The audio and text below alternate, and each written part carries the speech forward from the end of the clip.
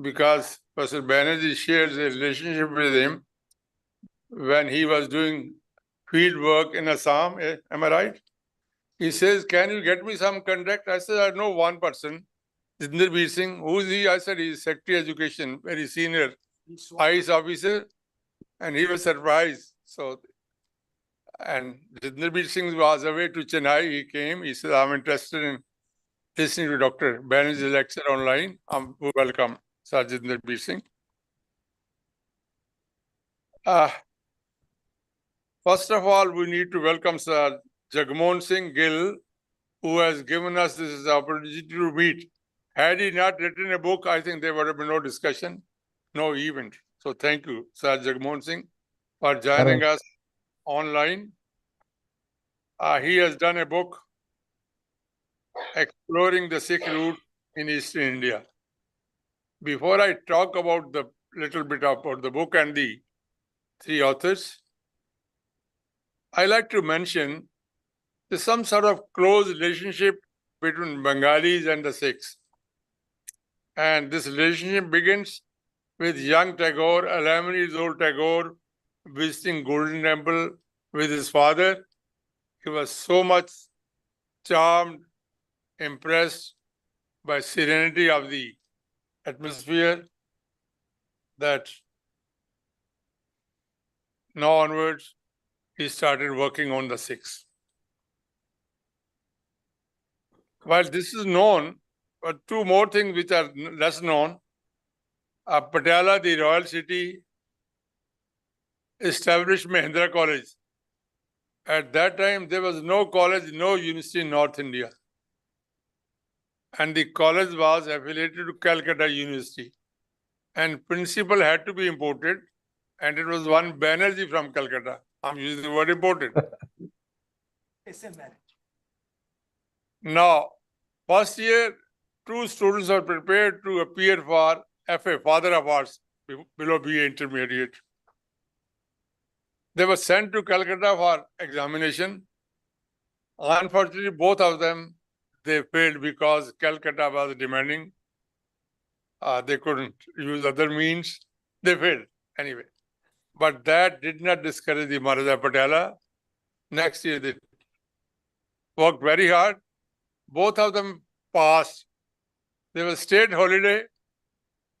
Laddus were distributed. And two boys who were FA from Calcutta University, they were taken on the elephant and ride in the city. Look, proud Patiala with two FAs from Calcutta University. Then the historians, I think they were pioneers in working on Sikh history. And then when 1969, there was 5th century of Guru Nanak Dev's birthday, they established 5 chairs of Sikh studies, Jadavpur being one. And our great friend, he headed that university for a long time. If you compare before and after, one should not. But I think he did massive work. And in spite of his age and ill health, he is continuing. He doesn't retire because a good teacher should not retire. He doesn't retire. And we won't allow him to retire. We'll try to help him wherever it's possible. Manji?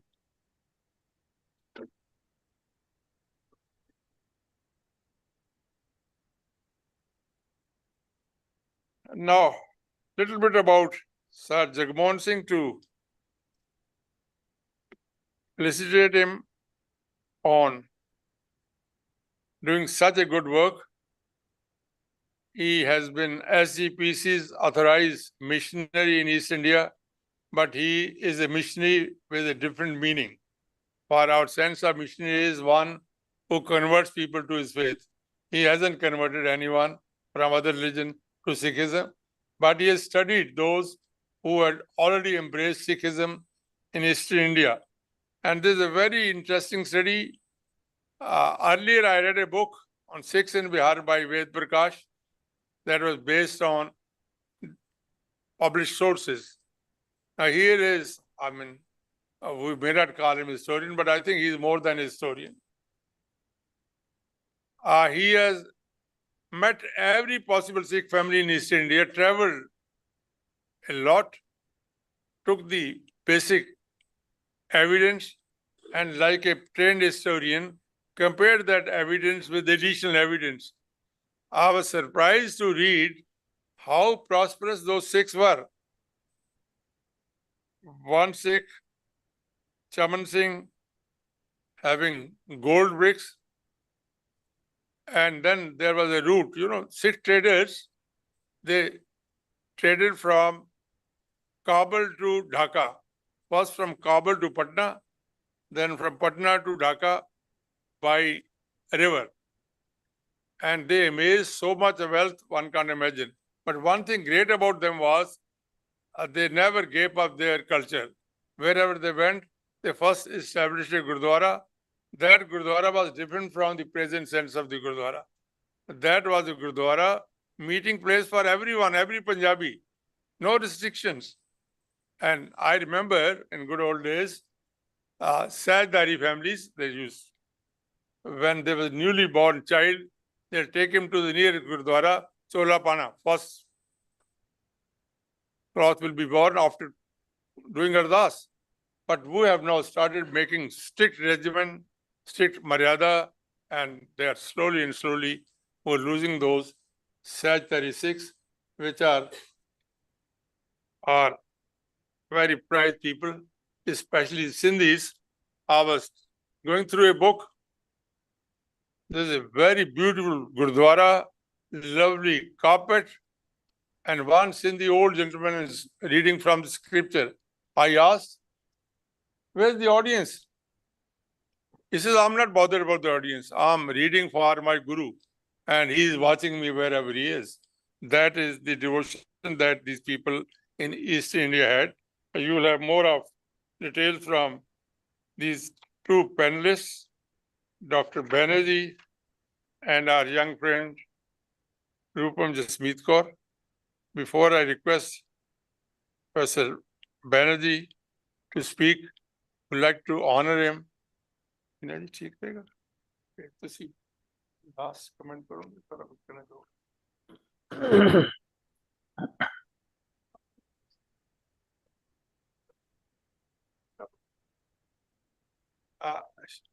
Dr. Neena Puri herself is a historian, and she's worked with a very demanding Professor V.N. Datta for her PhD. So she's agreed, she's our Vice President. She's agreed to chair this evening's function. Over to Dr. Neena Puri.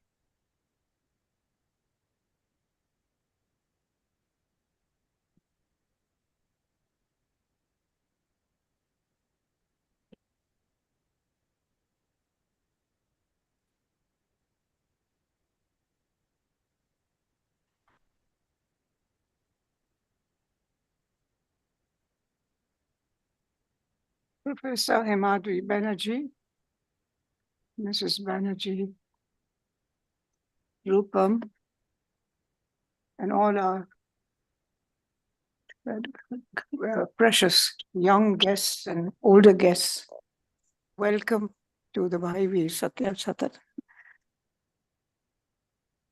Friends, Himadri Banerjee's name is echoed in the corridors of fame and appreciation as a master of erudite scholarship, particularly in the area of Sikh studies, and with special focus on the Sikhs in the east and northeast of India.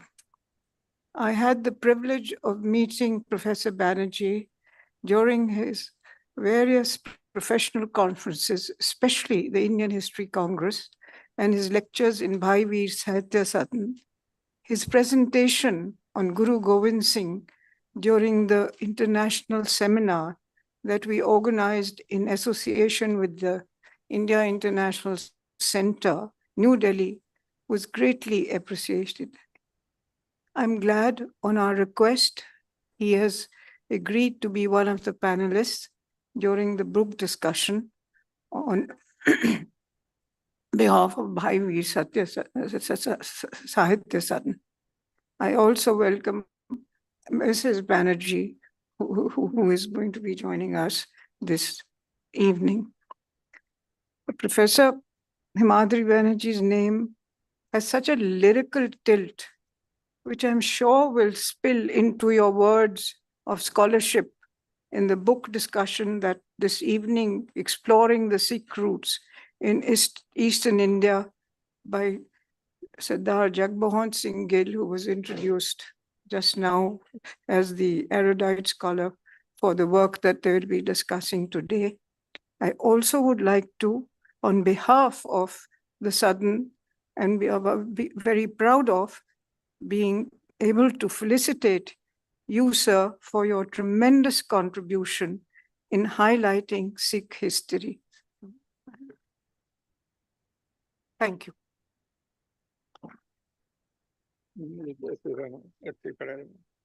May I now request Dr. Neena Puri to present a memento to Professor Banerjee.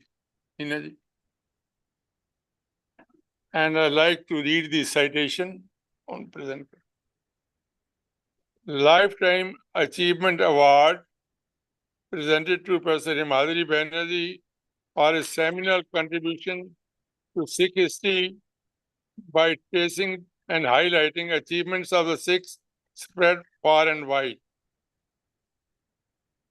We would also like to present him a token honorarium of 21,000 rupees, Neena ji.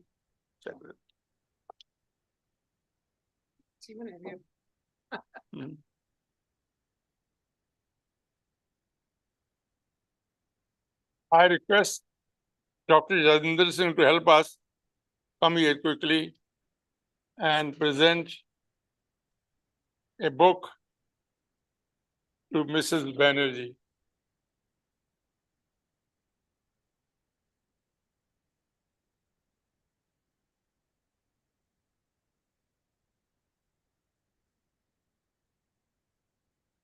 Professor Rakesh Bhattabhyal, where is he? Jatadar. Please come and present a book to our second panelist, Roopam Jasmeet.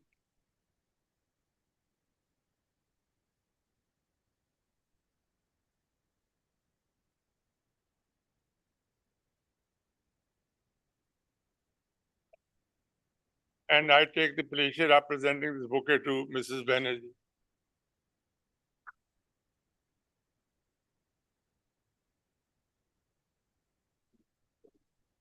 Now, I think we can request Professor Banerjee to make his presentation. 20-25 minutes, no problem.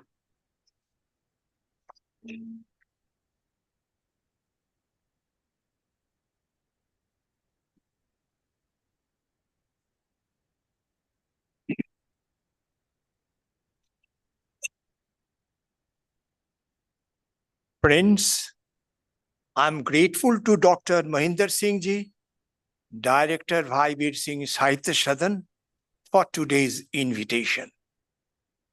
My thanks also go to co-panelists and Chairman Neena Puri Ji and Roopam Ji, and the assembled scholars in the hall for today's discussion when it will be going on. And of course, my old distant friend of 3 decades, Jagmohan Singh. I know him over the years when he was not that Sardar. Gill inherited love of his community's past from his parents. The present volume underlines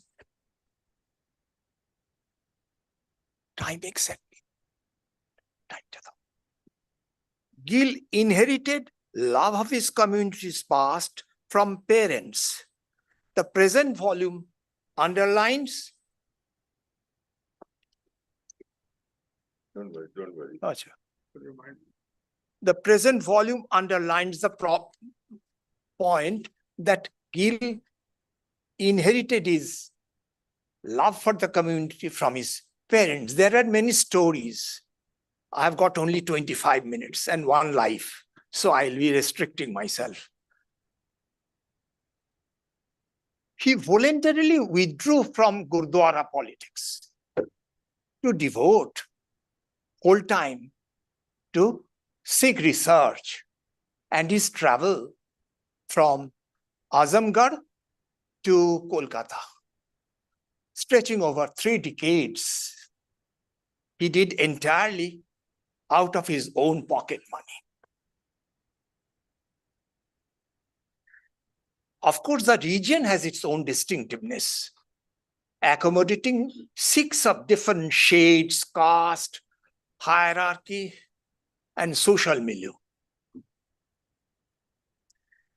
His study introduces readers to a number of colorful photographs, which are not generally seen. From ordinary common Sikh of Uchala to Kolkata's Agrahari, where my friend's son, Prakash Singh's son, he is there. He is from Agrahari. Broadly speaking, these photographs of 24 pages or 28 pages provide the first part of his book. And the second one focuses on the different subgroups of Sikhs, that those were born following Guru Tegh Bahadur's missionary activity in that part, from beginning with Sasaram in the west and Patna and via to Assam. I need to congratulate not only the author, but the publisher, who did agree to include such colorful photographs, nicely printed at a throwaway price, which we do not come across in any Sikh studies published in India nowadays.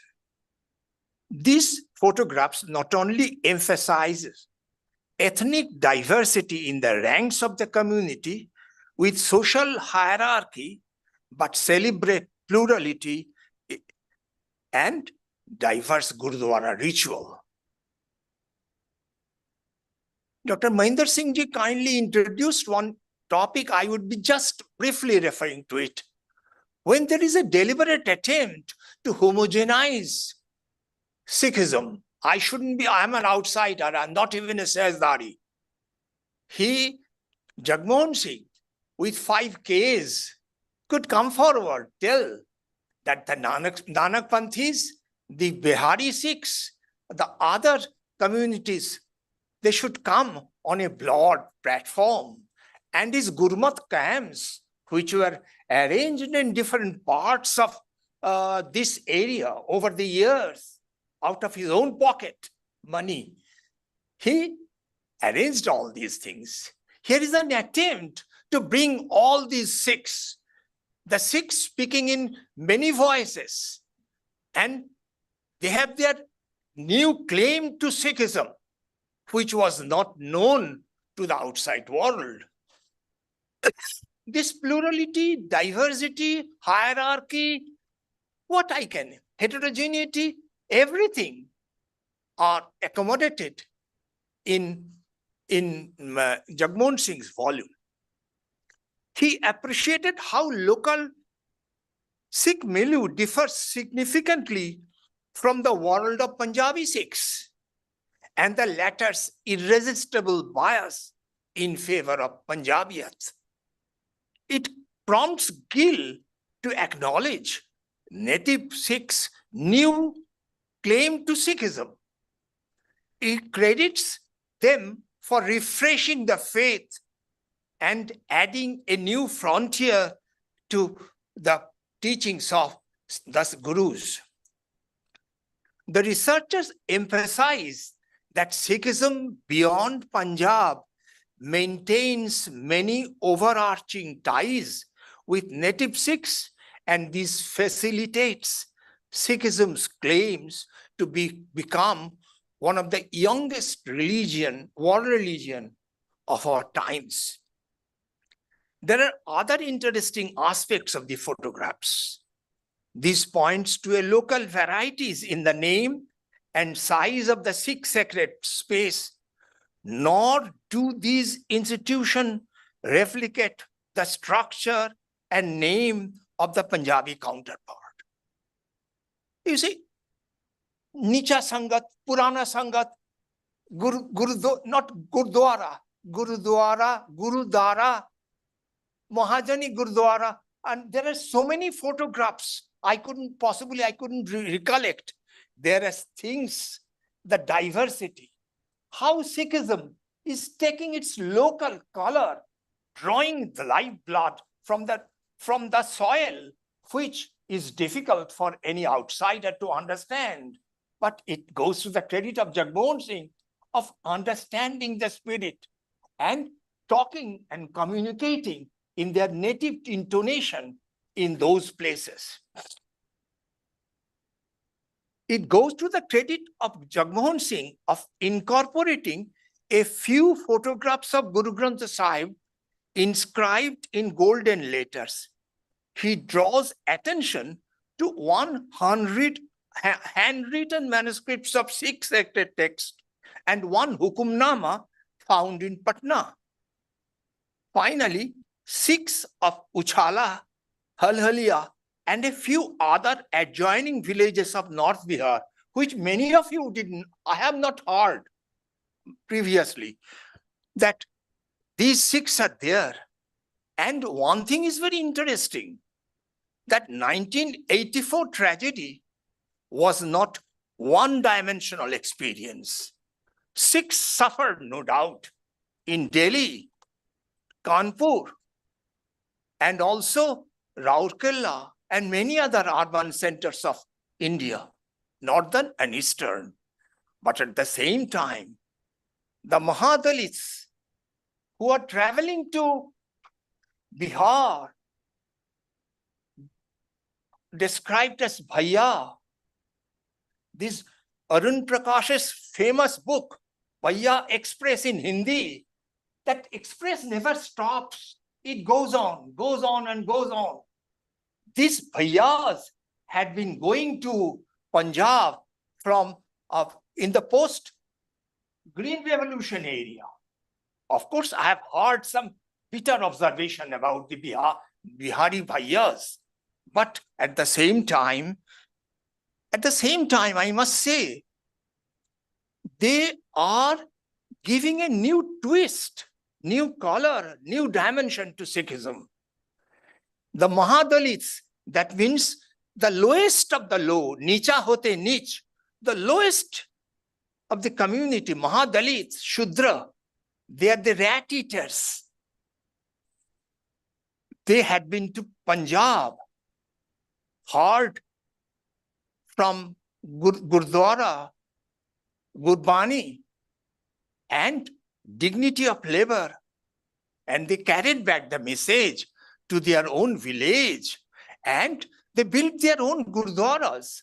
And actually, it is something unique that while the Sikhs was victimized in Delhi and Kanpur, in Bihar, of course, there were attacks in Fraserganj area, which was the center of the prosperous Sikh community, burning of the Sikhs, sacred text. But these Halhalia Sikhs, who were the Mahadalits, the rat eaters, they became Sikh, built up their Gurdwara, and they preached their own, they had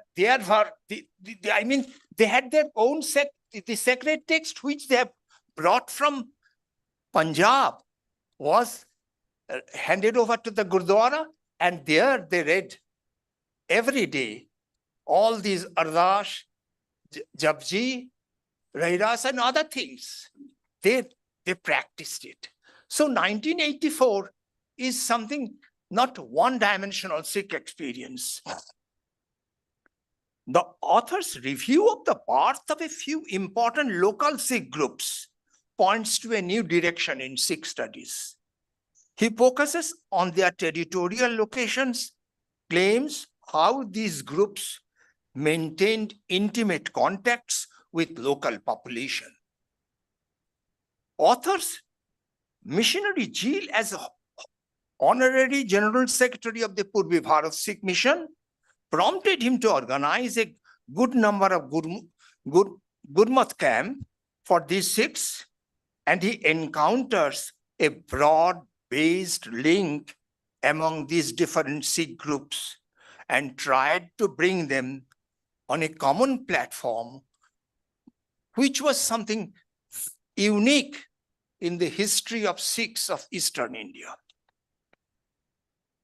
Elaborating his thesis, Singh argues that Agraharis of Sasaram represents one of the native Sikh groups. They were intimately linked with Guru Tegh Bahadur's preaching in mid-17th century. A hard-working trading community of different castes, Agrahari entered Sikhism with an eye to raise their social status. They were mostly Kasharbaniyas, and they were of Telis and many other of lower castes. They embraced Sikhism.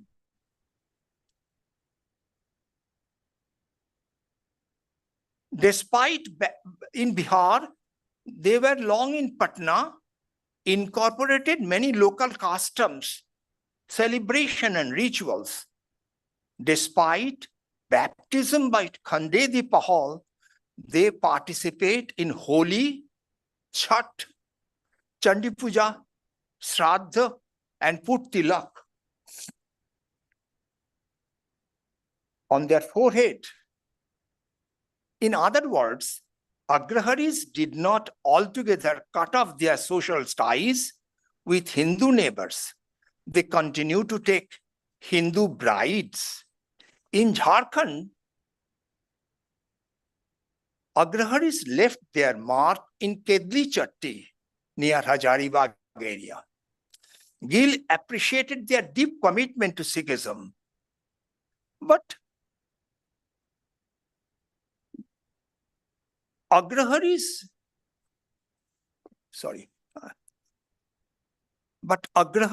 aggressive role as forest contractor or the thekedar and their oppressive attitude to Ho tribe, particularly their women folk, resulted in a widespread tribal revolt in 1830 mentioned by many anthropologists. Singh's research had marginalized their oppressive role. But Sodhvamsi Sikhs of Katihar stood on a different social plane from that of Agrahari Sikhs.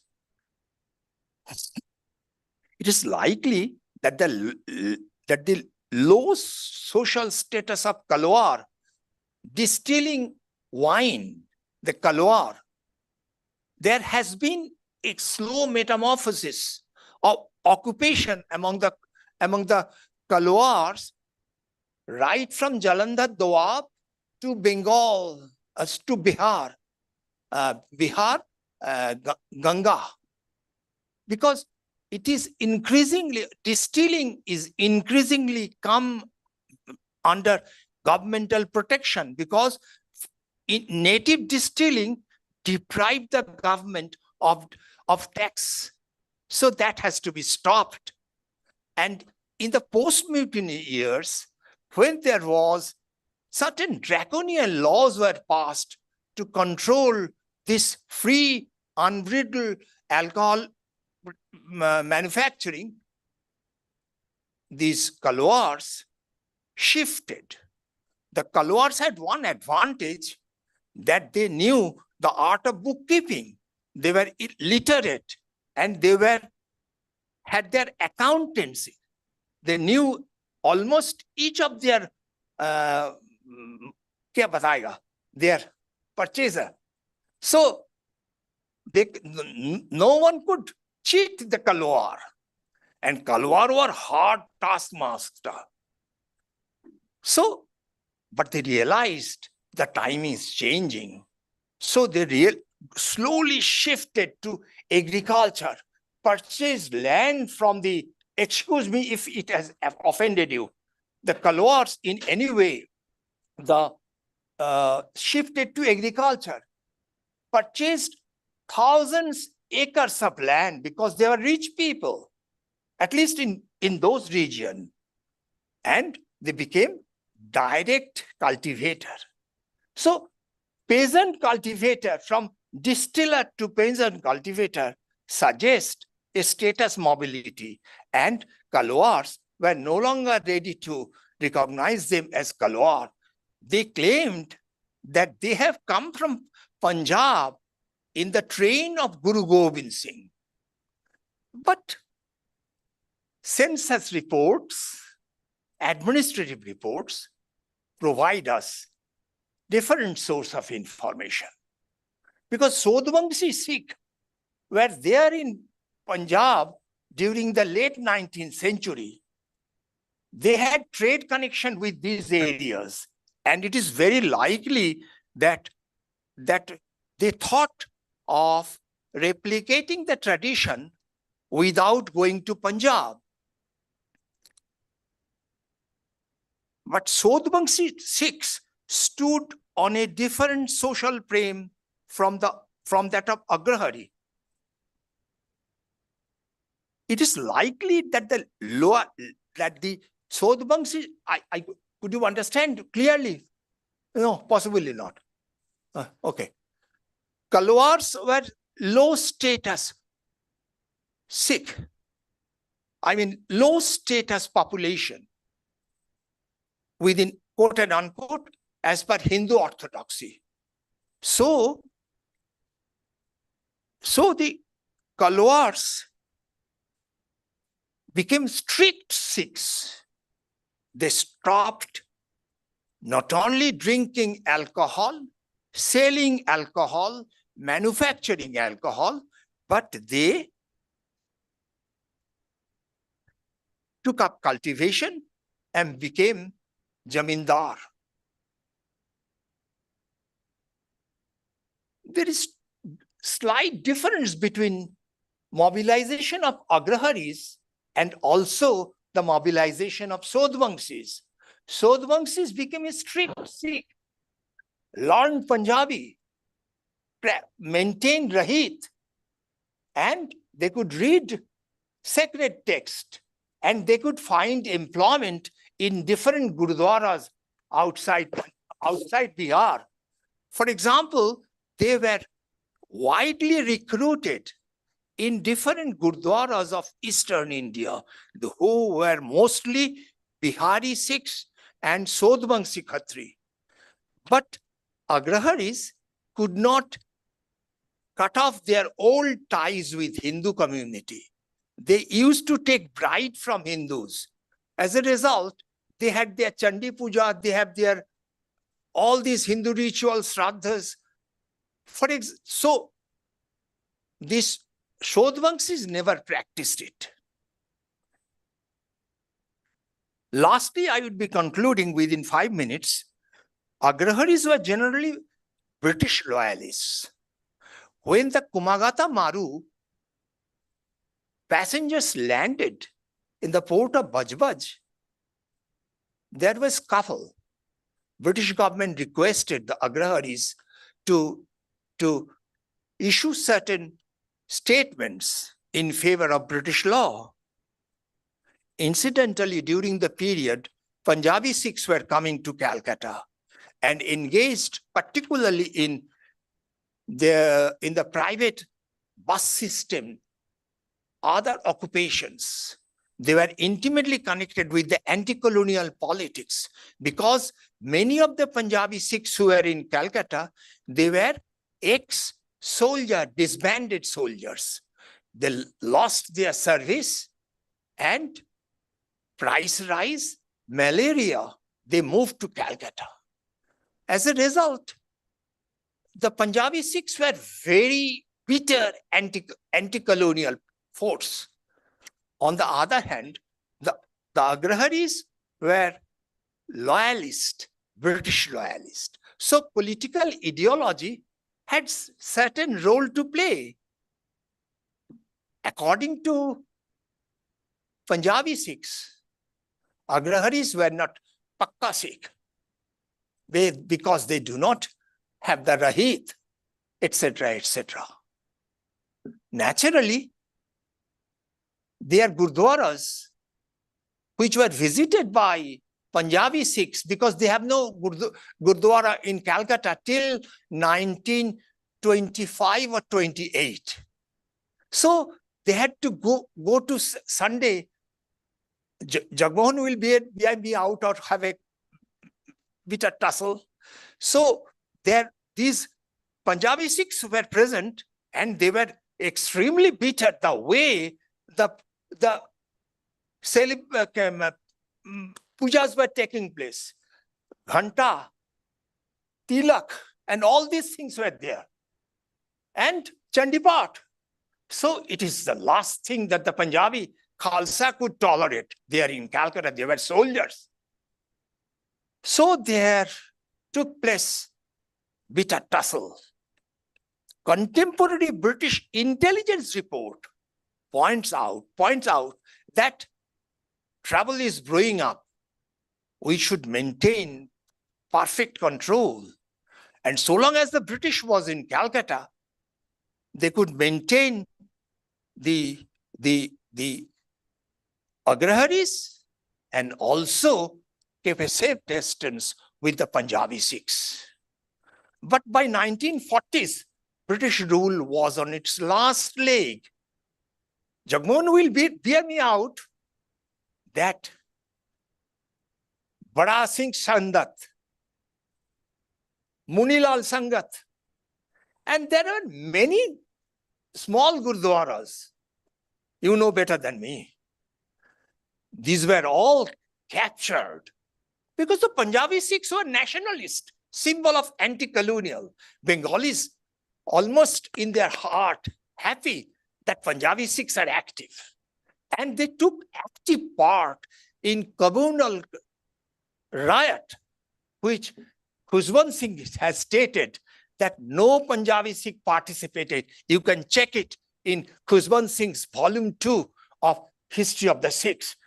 The Sikhs did participate because Punjab was going to be partitioned.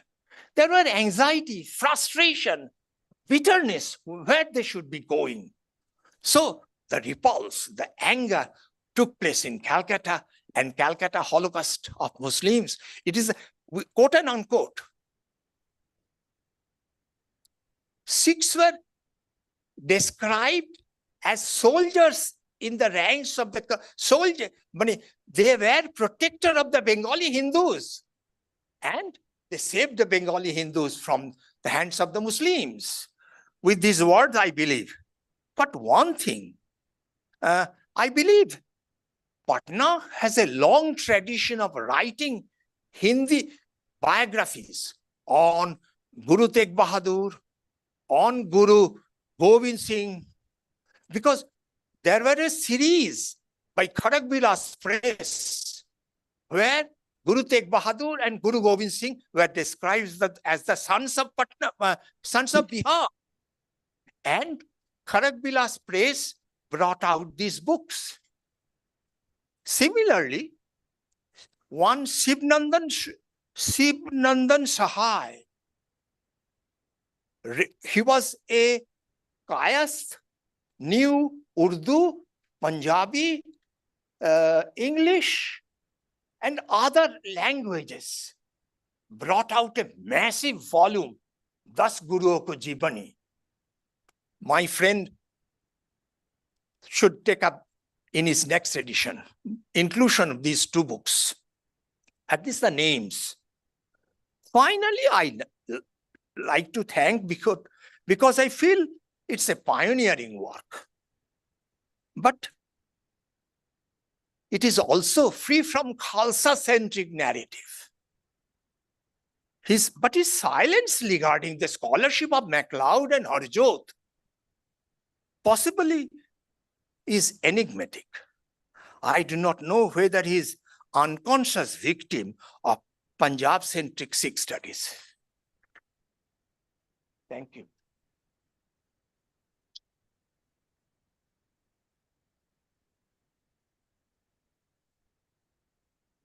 Thank you, Professor Banerjee.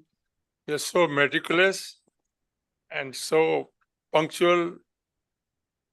Normally, this is not a part of the Khalsa tradition. Being punctual is not a part of the Khalsa tradition. Khalsa डर जाए फिर बंद नहीं होता है. Anyway, may I now request our second panelist, Roopam. He mentioned about good photographs. I think Roopam should be able to show you some of the photographs in our presentation. Over to Roopam. Thank you, sir. Respected Chairperson, Dr. Neena Puri, my co-panelist, respected Dr. Himadri Banerjee, Dr. Mohinder Singh Ji, and all my dear friends present here. I extend my greetings, warm greetings to all of you. And without any further delay, I would like to discuss the book which we all have gathered here to discuss about today. So it is a book exploring the roots of Sikhs in Eastern India. And interestingly, the first thing which captivates me as a reader to read about this book was that it takes the focus away from reading about Sikhs in Punjab to reading about Sikhs in placed in different regions. And specifically in this case, we are trying to know about the Sikhs who are living in Bihar and eastern parts of India. Talking about the author, again, something which was captivating and little different was that he's not coming from an academic background. So before even you start reading a book, you have a kind of impression in your mind that maybe, you have doubts that will this book be doing justice to whatever theme it has taken. And I would like to congratulate the author, Jagmohan Singh Ji, for doing very well and doing a very unbiased study on the Sikhs of the East.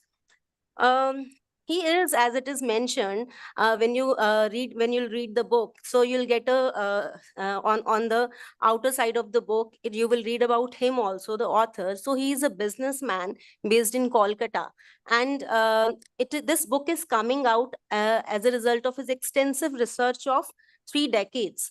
So you will be clearly seeing what his experiences have been, what his interactions have been, and his extensive travels which he has been doing in this long period of time.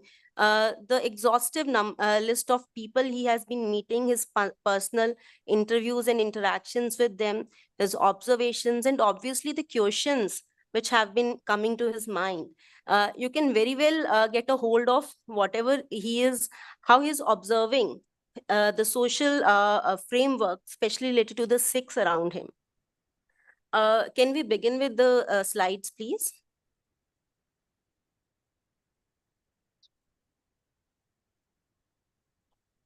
Next slide. So he is also working as an honorary general secretary of the Sikh Mission Purvi Bharat, established by Shiromani Gurdwara Prabandhak Committee. And as Dr. Mohinder Singh Ji has remarked, that though he is working on this position, but this post has not barred his observation and not barred his understanding anywhere regarding what the role and what the issues related to Sikhs have been in Eastern India. Next slide, please. So looking at the contents, he has researched and written about the Sikhs located in different regions from Bihar, Vaishali, Sikhs in Jharkhand. He has written about the Sikhs in Patna. And what I have personally felt is that to some extent, he is seeing Patna as the hub of Sikhs living in the East. As we see Amritsar as the hub of the Sikhs in Punjab, for him, the core comes out to be Patna. And his narrative somehow revolves around Patna and the historical Gurdwara located there. Next slide. Yes. So this is something again interesting, that the kind of sources he has been referring to while doing his research. So it is a pool of sources which are rather conventional, the written and the literary ones, and the unconventional sources, which to a student of history at present are more, more appealing. They are the oral sources, and many of those sources have been unexplored earlier. So something new we are getting out of the whole understanding and the book. And his elaborate discussions, he travels to various remote and interior villages. Whatever information he is getting while his travels, he tries to reach that place and locate the Sikhs living there, and then he talks to them and he tries to identify what their problems have been. So it again, his research is supported by an exhaustive bibliography and an extensive list of literary sources, which enhances the credibility of his findings also. Next slide. So these are some of the literary sources which, as it is mentioned by Dr. Banerjee, that it is a beautiful collection of photographs which have been published and printed in the book. So these are some of the sources he has referred and he has mentioned, which have been preserved in Takht Sri Patna Sahib.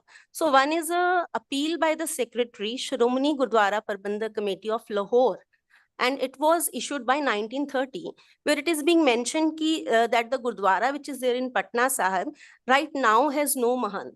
So till the time the new Mahant is being appointed, he is asking or calling upon the Sangat to come to the escape and help of the Gurdwara, to support the Gurdwara, both in cash and in kind. And they should, so in a way, this brings in the idea that there is a continuous connection between the Sikhs in Punjab and the Sikhs in Bihar or in the East. And again, there is another source which is being a photograph which you see on the right side. This is an appeal to the Sikhs to visit Amritsar Sahib. So again, this appeal is made to the Sikhs in the East. And the Sikhs back there in the Punjab, they want to have some kind of connection with the Sikhs in the East. Next slide, please. So we also see that there is a continuous intention between the Sikhs in the Punjab and the Sikhs located in the East to stay in touch with each other. And I'll take up this topic in the later, after a few slides again. This is one of this, the first picture is the handwritten Guru Granth Sahib, which is right now placed at Badi Sangat Gurdwara, Rakabganj, Patna Sahib. And then the second one is a Hukamnama preserved in Gurdwara, Lakshmipur, Katihar. So again, there were multiple Hukamnamas, many Hukamnamas which have been mentioned in the book, and almost a good number of 33 Hukamnamas have been issued after the 6th Guru, especially for the Sangat who is living in East India or Bihar. So again, we see that the Gurus also, they are having a continuous touch or connection with the Sikhs in the East. And the kind of differentiation or a kind of bias which has been developed over a period of time, especially in the modern and the contemporary period, wherein the Sikhs in Punjab have acquired a kind of superiority complex, and they don't want to have much of the ties with the East, or they have a kind of hierarchy wherein they see themselves as more superior and more better Sikhs in comparison to the Sikhs living in the East. That can be revised and that can be challenged when we look at the sources that the Gurus, they are equally bothered about their Sangats in the East. And after the 6th Guru, there are many Hukamnamas, and we see that once again it is the 9th and the 10th Guru who choose to travel again to these areas, so that they can bring back those people who had earlier embraced Sikhism, Sikh ideologies and Sikh practices. They can bring them back to the fold, and they can connect many more to the ideas of Sikhism, to the way of life Sikhism was all about. Next slide, please. Okay, so it is the Sikhism, the Sikhs of Eastern India, and the challenges and status. So I'm skipping many of the references because Dr. Himadri Banerjee has beautifully explained the details and many, about the caste hierarchy and the kind of a non-homogeneous structure of Sikh society within the within Eastern India also. So there are many other challenges which these Sikhs have been facing. So the author, he explores the Sikh communities in Eastern India and reveals a complex socio-economic landscape. He meticulously documents various villages and towns such as Patna, Sasaram, Malda, Kolkata, and Dhaka, where Sikh families have established their lives. These settlements often emerged near the trade centers, capitalizing on the region's economic opportunities. So we all know that this region was quite a prosperous region in till the colonial period also, and it was one of the most prosperous river valleys. And there were a lot of opportunities as far as trade and as far as possibilities in transport are concerned. So we see many of the Sikhs who are settling down in these regions are settling on either on the coast of Ganga River, on an eminent port, and they are taking up occupations like trade, transport, agriculture, and there are Sikhs who are taking up various artisanal crafts also as their occupation. So the author illustrates how many Sikhs become prosperous zamindars and traders during the British period, acquiring significant land under the patronage of local rulers. However, the decline of traditional industries such as jute and silk due to globalization and changing market dynamics has significantly impacted these communities. And even those Sikhs who were doing really well, who were quite prosperous till the colonial period, we see that they have lagged. And they presently they are little backward as far as their educational and economic status is concerned. So there is a need to look into that, what has happened and what are the basic reasons behind the backwardness of these communities. Next slide, please. So about the social and educational backwardness, we also see that in the earlier period, during the Guru period, we can say, there were many locals. Sikhism was becoming so popular that even those who didn't openly embrace Sikhism, even they had a kind of urge to know about Sikhism, to learn the language Gurmukhi, so that they can know more about the Sikh practices and Sikh scriptures. So Sikhism was becoming more popular in the earlier times during the Guru period. But then slowly, because of the various barriers, and we see that the loss of connection between the Sikhs in Punjab or the mainstream Sikhism. So we see that slowly many of the people are going back to their earlier religious practices and they're losing their connection with Sikh ideas and Sikh practices. So through the interviews with local families also, the author uncovers stories of resilience and adaptation too. And the role of Udasis and Nirmala Deras and Gyanis has also been highlighted in educating the Sikh masses. So there is a continuous urge amongst these people, and they themselves know that one of the basic reasons of their backwardness is that they are lacking in education. And in this context, the Udasi and Nirmala Deras have played a very eminent role in Eastern India. And SGPC has also organized various Gurmat camps from time to time, which is trying to connect people with maybe the Gurmukhi language or the Sikh practice.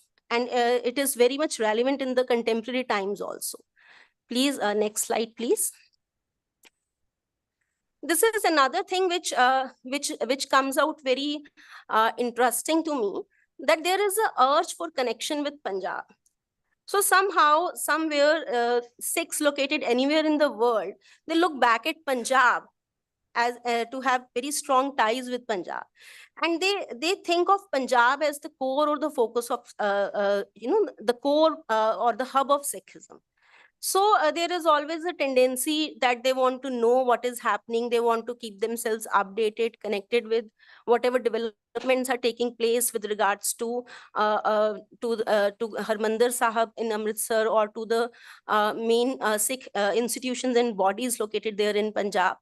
There is a longing for connection, which is not merely nostalgic. It serves as a vital lifeline for the cultural and spiritual identity. And we also see that the Sikhs in the East have been traveling quite often to Punjab.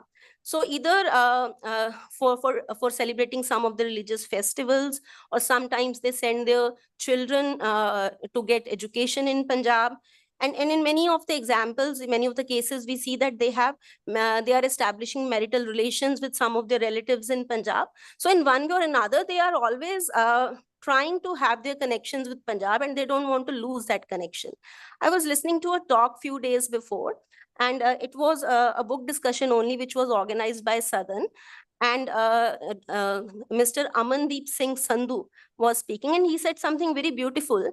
He said that the relevance of Punjab to a Sikh sitting anywhere in the world is like a peka kar, like, your maternal home. So wherever you are, whatever religion or whatever region you belong to, if you are a Sikh or if you are a Punjabi, you will have your strong ties, and you will have that kind of emotional bonding and nostalgic feelings for Punjab. So that goes true for the Sikhs in East also. Next slide, please. There is a separate chapter, Guru Boli Punjabi.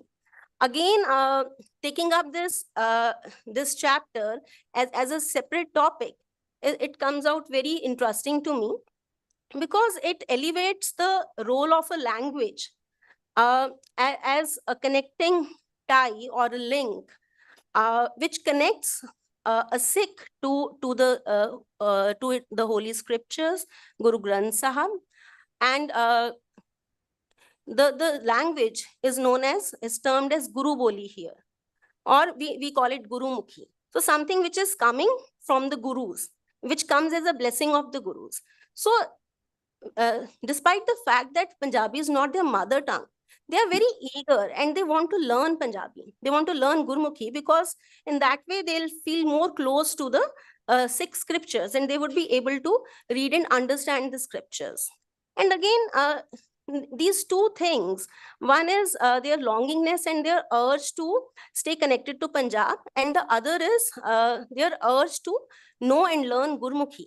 These two things reveal the complexity of multiple identities, which are very much relevant in this particular case, wherein we see that the Sikhs in East, they are struggling with balancing down various dimensions or multiple dimensions of their identity. They have an identity as a Sikh also. They identify themselves as, a wider regional or a linguistic community in the places where they are living in, and they want to be accepted in their native places also. But there are apprehensions amongst the natives that they don't belong to, they are different, right? So in many cases, the locals are not accepting them the way they are. And again, in many cases, they themselves as Sikhs are struggling at another level, wherein they are not also being accepted by their Sikh fellow brethren who are living in Punjab. Right. There is a very complicated, a very complex relationship which comes out from these two things, like wherein they continuously want to have a relationship with Punjab, and they want to learn Punjabi. And we also see that the Sikhs who are living there in East, they very well communicate with each other in the local and native languages. So that is a kind of adaptation I was observing today, that, we had a Sikh friend here who was talking to Dr. Banerjee very fluently in Bengali.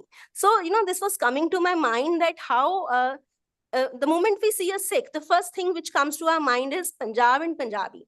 But that doesn't go true in that particular sense, because Punjab or Punjabi cannot be the only identity a Sikh may have.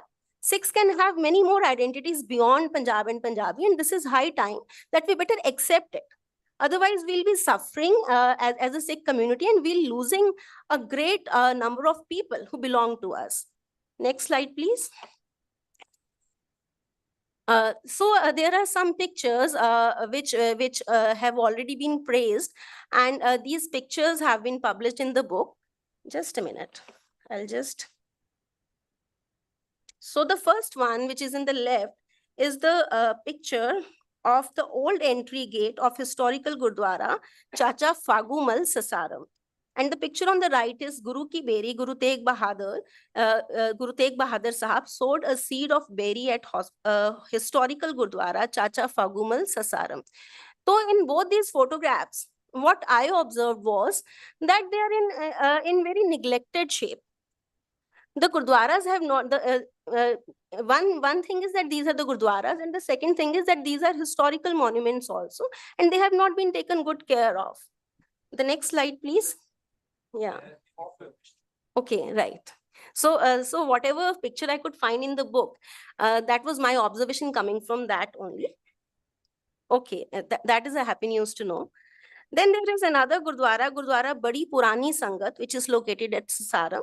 And then there is Gurdwara Nayi Sangat, which is shown on the top right, and Gurdwara Taksali Sangat.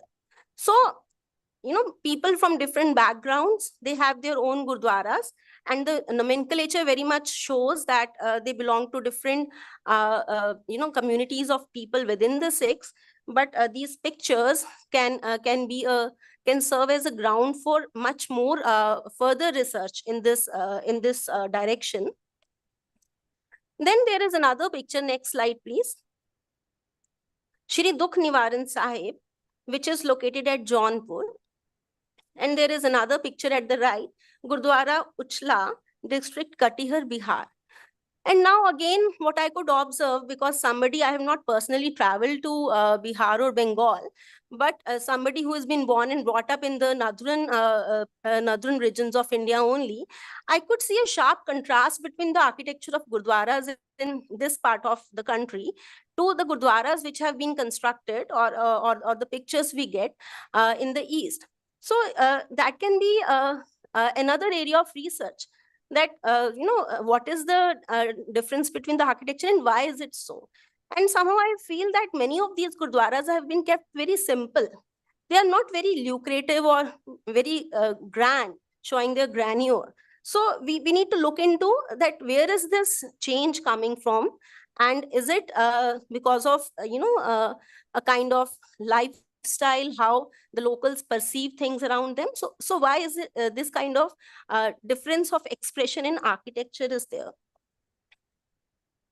Moving towards concluding my study of the book, I would say that exploring the Sikh roots in Eastern India is a comprehensive and engaging work that provides valuable insights in the socio-historical dynamics of Sikhs in the East. Jagmohan Singh Gill's meticulous research, characterized by narratives and historical context, offers a nuanced understanding of the challenges and triumphs of these communities. The book serves as a vital resource for scholars, students, and anyone who is interested in reading the social history of Sikhs and diaspora studies. It encourages further exploration of themes such as the role of Udasis and Nirmala sects in promoting Sikhism, the evolution of shared cultures, and the intricacies of identity formation among Sikhs in diverse socio-economic conditions.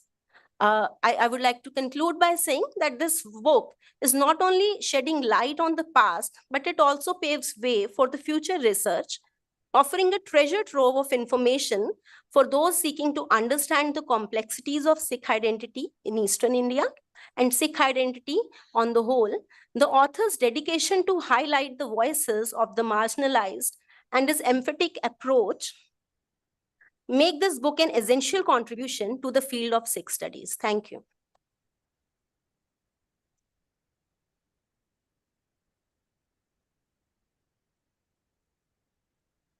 Thank you, Roopam, for presenting very good analysis of the book.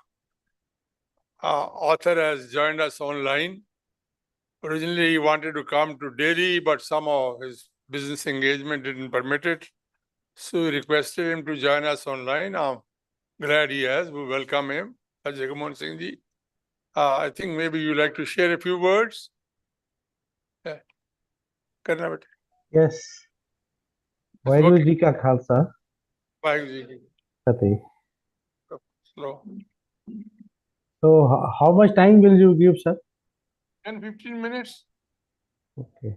can speak for hours, I know it, but No. Thanks. So, Vaheguru Ji Ka Khalsa, Vaheguru Ji Ki Fateh once again to all learned who are present in this moment, which is very much special for me. Participating with you is creates feeling in me of really a lifetime, like a lifetime achievement. So I won't speak too much, though Dr. Mahinder Singh, director, has given me quite much time, and Honorable Chairperson Neena Puri ji, Sardar Jatinder Singh ji, and both my learned panelists. Let me speak about my first about Dr. Himadri Banerjee ji, who was my one of the earliest mentors. As he has already said, since 30 years we have interacted in many ways, and many points we discussed. In average, every week we had a long talk. So first, Dr. Himadri Banerjee, but the looking of Sikhism, first I started with as he wrote about Agrahari Sikhs. मैं पंजाबी ਵਿੱਚ ਬੋਲ ਰਿਹਾ, ਮੈਂ ਪਹਿਲਾਂ ਸਭ ਤੋਂ ਪਹਿਲਾਂ ਅਗਰਹਾਰੀ ਸਿੱਖਾਂ ਦੇ ਬਾਰੇ ਲਿਖਣ ਦੀ ਉਹਨਾਂ ਤੋਂ ਜਾਣਿਆ, ਡਾਕਟਰ ਹਿਮਾਦਰੀ ਜੀ ਤੋਂ, ਤੇ ਉਹਨਾਂ ਨੇ ਜਿਹੜੀ ਚੀਜ਼ਾਂ ਨੂੰ ਉਭਾਰਿਆ ਉਹ ਮੇਰੇ ਦਿਲ ਨੂੰ ਕਾਫੀ ਜ਼ਿਆਦਾ ਟੱਚ ਕੀਤੀਆਂ, ਟੁੰਬੀਆਂ, ਕਿ ਕਿਉਂ ਇੱਕ ਸਿੱਖ ਤੇ ਦੂਜੇ ਸਿੱਖ ਦੇ ਵਿੱਚ ਫਰਕ ਕਿਉਂ ਹੈ। ਤੇ ਇਹਨਾਂ ਕਾਰਨਾਂ ਕਰਕੇ ਮੈਂ ਕਾਫੀ ਚਿਰ ਤੋਂ ਉਹਨਾਂ ਦੇ ਕਾਫੀ ਪੇਪਰਸ, ਡਾਕੂਮੈਂਟਸ ਵੀ ਇਕੱਠੇ ਕਰਦਾ ਸੀ, ਤੇ ਉਹਨਾਂ ਨਾਲ ਨੇੜਤਾ ਵੀ ਮੇਰੀ ਵਧੀ। ਤੇ ਕਲਕੱਤੇ ਦੇ ਜਿਹੜੇ ਅਗਰਹਾਰੀ ਸਿੱਖ ਹੈ, ਜਿਹਦੇ ਵਿੱਚ ਹੁਣ ਇੱਕ ਸਰਦਾਰ ਸਤਿੰਦਰ ਸਿੰਘ ਵੀ ਇੱਥੇ ਬੈਠੇ ਨੇ, ਉਹਨਾਂ ਦੇ ਪਿਤਾ ਜੀ ਇਸ ਨਾਲ ਸਾਡਾ ਬਹੁਤ ਪਿਆਰ ਹੈਗਾ, ਤੇ ਉਹ ਸਾਨੂੰ ਕਾਫੀ ਉਹਨਾਂ ਨੇ ਸਹਿਯੋਗ ਵੀ ਦਿੱਤਾ ਸੀ। ਅਸੀਂ ਉੱਥੇ ਕਲਾਸਾਂ 'ਚ ਸਟਾਰਟ ਕੀਤੀਆਂ। ਪਰ ਜੇ ਅਗਰਹਾਰੀ ਸਿੱਖਾਂ ਦੀਆਂ ਜਾਂ ਇਤਿਹਾਸਕ ਜਿਹੜੀ ਗੱਲਾਂ, ਜਾਂ ਕਲਕੱਤੇ ਦੇ ਜਿਹੜੇ ਜਿਹੜੀ ਦੱਸ ਰਹੇ ਨੇ ਡਾਕਟਰ ਸਾਹਿਬ, ਮੈਂ ਪਹਿਲਾਂ ਤਾਂ ਮੈਂ ਵੀ ਉਸੇ ਨਜ਼ਰ ਨਾਲ ਹੀ, ਉਹਨਾਂ ਦੀ ਨਜ਼ਰ ਨਾਲ ਹੀ ਦੇਖਣਾ ਸ਼ੁਰੂ ਕੀਤਾ ਸੀ। ਪਰ ਜਦੋਂ ਮੈਂ ਡਿਟੇਲ ਰਿਸਰਚ ਵਿੱਚ ਪਹੁੰਚਿਆ, ਉਹਨਾਂ ਨੂੰ ਕ੍ਰਾਸ ਐਗਜ਼ਾਮਿਨ ਕੀਤਾ, ਗੁਰਦੁਆਰਾ ਬੜਾ ਸਿੱਖ ਸੰਗਤ ਸਭ ਤੋਂ ਓਲਡੈਸਟ ਗੁਰਦੁਆਰਾ, ਜੇ it is ਗੁਰਦੁਆਰਾ ਬੜਾ ਸਿੱਖ ਸੰਗਤ is a witness of Palasi ਵਾਰ। ਗੁਰਦੁਆਰਾ ਬੜਾ ਸਿੱਖ ਸੰਗਤ ਕਾਫੀ ਪੁਰਾਣਾ ਗੁਰਦੁਆਰਾ ਹੈ, ਜਿੱਥੇ ਬਹੁਤ ਵੱਡਾ ਅਮੀਰ ਖੱਤਰੀ ਸਿੱਖ ਅਮੀ ਚੰਦ, ਅਮੀਰ ਚੰਦ ਜਿਹਨੂੰ ਕਹਿੰਦੇ ਆ, ਤੇ ਬੰਗਾਲੀ 'ਚ ਉਹਨੂੰ ਓਮੀ ਚਾਂਦ ਕਹਿੰਦੇ ਆ, ਉਹ ਉਸਨੇ ਬਣਵਾਇਆ। ਉਸਦੇ ਸਾਲਾ ਸਾਹਿਬ ਹਜੂਰੀ ਮਲ ਨੇ ਬਾਅਦ ਵਿੱਚ ਉਹ ਗੁਰਦੁਆਰੇ ਦੀ ਜਿਹੜੀ ਹੈ ਉਹਨੂੰ ਕਾਫੀ ਸੰਗਠਿਤ ਕੀਤਾ, ਜਿਹੜਾ ਡਾਕੂਮੈਂਟਸ ਉਹਨਾਂ ਕੋਲ ਵੀ ਹੈ ਤੇ ਮੇਰੇ ਕੋਲ ਵੀ ਹੈ। 1790 ਤੋਂ ਸਾਡੇ ਕੋਲ ਲੀਗਲ ਡਾਕੂਮੈਂਟਸ ਹੈ। ਤੇ ਮੈਂ ਜਿਹੜਾ ਗੱਲ ਕਰਨੀ ਚਾਹੁੰਦਾ ਕਿ ਡਾਕਟਰ ਹਿਮਾਦਰੀ ਸਰ ਨੇ ਕਿਹਾ ਵੀ 1914 ਦੇ ਵਿੱਚ ਜਿਹੜੀ ਕਾਮਾਗਾਟਾ ਮਾਰੂ ਦਾ ਦੁਖਾਂਤ ਕਲਕੱਤੇ ਵਿੱਚ ਵਾਪਰਿਆ, ਉਸ ਵਕਤ ਬਈ ਅਗਰਹਾਰੀ ਸਿੱਖਾਂ ਦਾ ਇੱਕ ਬਹੁਤ ਵੱਡਾ ਬਈ ਜ਼ਿਆਦਾ ਪ੍ਰੋ ਗੌਰਮੈਂਟ ਇੱਕ ਰੋਲ ਰਿਹਾ। ਪਰ ਮੈਂ ਥੋੜਾ ਜਿਹਾ ਇਹ ਮੇਰੇ ਸਰ ਤੋਂ, ਰੈਸਪੈਕਟਡ ਸਰ, ਉਹਨਾਂ ਤੋਂ ਡਿਸਐਗਰੀ ਕਰਦਾ। ਉਹ ਜਿਹੜੀ ਗੱਲ ਸੀ, ਉਦੋਂ ਮੇਰੇ ਕੋਲ ਉਹ ਮਤਾ ਨੰਬਰ ਹੈ, ਉਹ ਮਤਾ ਬਕਾਇਦਾ ਪਿਆ ਗੁਰਦੁਆਰੇ ਸਾਹਿਬ ਦਾ। ਉਸ ਮਤੇ ਵਿੱਚ ਇਹ ਸੁੰਦਰ ਲਾਲ ਮਿਸਰ, ਆਨਰਰੀ ਮੈਜਿਸਟ੍ਰੇਟ ਆਫ ਕਲਕੱਤਾ, ਉਹ ਪੰਜਾਬੀ ਸਾਰਸਵਤ ਬ੍ਰਾਹਮਣ ਸੀਗੇ, ਉਹ ਲਾਹੌਰੀ ਬ੍ਰਾਹਮਣ ਸੀ, ਤੇ ਨਾਲ ਨੱਥਾ ਸਿੰਘ ਉੱਥੋਂ ਦੇ ਜਿਹੜੇ ਮੈਨੇਜਰ ਗੁਰਦੁਆਰਾ ਸਾਹਿਬ ਦੇ, ਉਹ ਪੰਜਾਬ ਤੋਂ, ਗੁਰਦਾਸਪੁਰ ਤੋਂ ਪਿੱਛਾ ਹੈ ਉਹਨਾਂ।